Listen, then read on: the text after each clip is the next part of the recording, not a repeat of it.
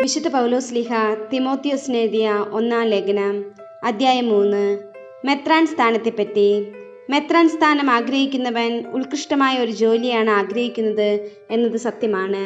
മെത്രാൻ ആരോപണങ്ങൾക്ക് അതീതനും ഏകഭാര്യയുടെ ഭർത്താവും സംയമിയും വിവേകിയും അച്ചടക്കമുള്ളവനും അതിഥി സൽക്കാരപ്രിയനും യോഗ്യനായ പ്രബോധകനുമായിരിക്കണം.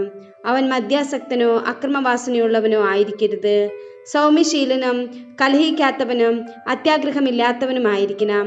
അവൻ തൻ്റെ കുടുംബത്തെ ശരിയായി നിയന്ത്രിക്കുന്നവനും സന്താനങ്ങളെ അനുസരണത്തിലും വിനയത്തിലും വളർത്തുന്നവനുമായിരിക്കണം. സ്വന്തം കുടുംബത്തെ ഭരിക്കാൻ അറിഞ്ഞുകൂടാത്തവൻ ദൈവത്തിൻ്റെ സഭയെ എങ്ങനെ ഭരിക്കും? അവൻ പുതുതായി വിശ്വാസം സ്വീകരിച്ചവനായിരിക്കരുത്. ആയിരുന്നാൽ അവൻ അഹങ്കാരം കൊണ്ട് മതിമറന്ന് പിശാചിനെ പോലെ ശിക്ഷാവിധിക്ക് അർഹനായി തീർന്നെന്ന് വരും.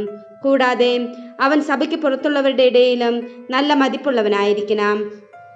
അല്ലെങ്കിൽ ദുഷ്കീർത്തിയിലും പിശാചിന്റെ കെണിയിലും പെട്ടുപോയെന്ന് വരാം. സഭയിലെ ഡീക്കന്മാർ അതുപോലെ തന്നെ ഡീക്കന്മാർ ഗൗരവബുദ്ധിയുള്ളവர்களായിരിക്കണം. അസത്യവാദികളോ മദ്യാസക്തിക്ക് അധീനരോ ഹീനമായ ലാഭേച്ഛയുള്ളവരോ ആയിരിക്കരുത്. അവർ നിർമ്മല മനസാക്ഷിയോടുകൂടെ വിശ്വാസത്തിന്റെ രഹസ്യം സൂക്ഷിക്കുന്നവരാകണം. ആദ്യമേ തന്നെ അവർ പരീക്ഷണ വിധേയരാകണം. കുറ്റമറ്റവരെന്ന് തെളിയുന്ന പക്ഷം അവർ സഭാ ശുശ്രൂഷ ചെയ്യട്ടെ.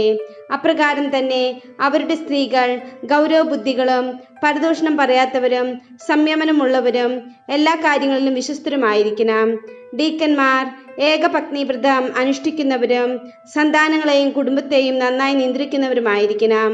എന്തെന്നാൽ സ്തുത്യർഹമായി ശുശ്രൂഷ ചെയ്യുന്നവർ ബഹുമാന്യമായ സ്ഥാനം നേടുകയും യേശുക്രിസ്തുവിനുള്ള വിശ്വാസത്തിൽ അടിയുറച്ച് ആത്മധൈര്യം സമ്പാദിക്കുകയും ചെയ്യും. ആത്മീയ ജീവിത രഹസ്യം.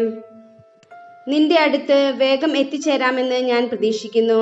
ഇപ്പോൾ ഇത് എഴുതുന്നതാകട്ടെ എനിക്ക് താമസം നേരിട്ടാൽ ജീവിക്കുന്ന ദൈവത്തിൻ്റെ സഭയും സത്യത്തിൻ്റെ തൂണും കോട്ടയുമായ ദൈവഭവനത്തിൽ ഒരുവൻ പെരുമാറേണ്ടതെങ്ങനെയെന്ന് നിന്റെ അറിവിനായി നിർദ്ദേശിക്കാനാണ്.